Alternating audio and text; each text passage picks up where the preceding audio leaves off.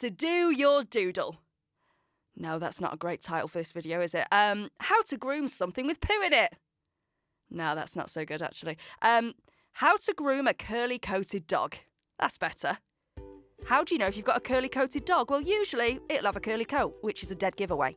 It might also have a name that's derived from its breed and the breed poodle, like cockapoo, cavapoo, labradoodle, and so on. Here's some examples. This has poodle in it. This has poodle. Poodle. Poodle. Not poodle. Poodle. Pot noodle. Poodle. You get the idea. So in this instructional video, we are aiming to show you how to keep on top of your curly canine's grooming to stop it becoming matted. This here is a dog. More specifically, it's Copper. Hey, Copper. Copper here is a cockapoo, a cross between a cocker spaniel and a poodle. And because of that, he has super curly hair, a little bit like Leo Sayer. It's important to groom Leo Sayer as often as you can, daily if possible. We'll use Copper here to demonstrate.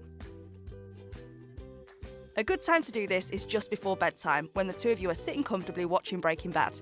It's advisable to choose a time where the both of you are relaxed, as this can be a great bonding experience between owner and pet.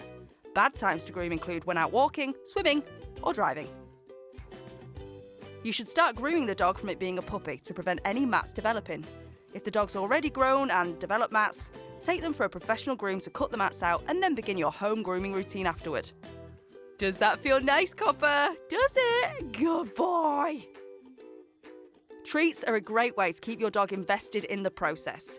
If they're a relaxed dog like Copper here, he can be stood up on a small coffee table or a step to help you get underneath him. But make sure it's steady and secure.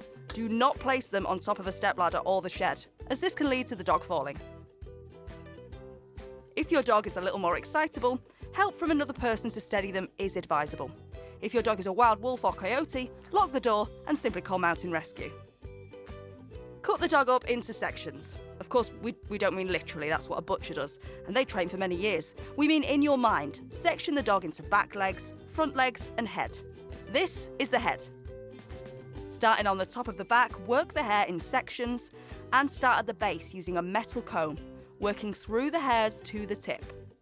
Once the comb moves freely through that section, move on to the next section and so on until there's no leg left. This usually happens around the foot area.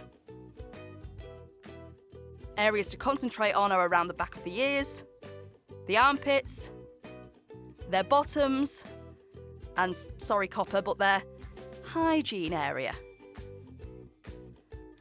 Once you've worked through them with the comb and you're happy there are no knots, give them one final poof up using a slicker brush. These can be bought at pet shops and are great for working through the finer hairs, although we advise to use briefly in an area and not near the face, as they can be sharp.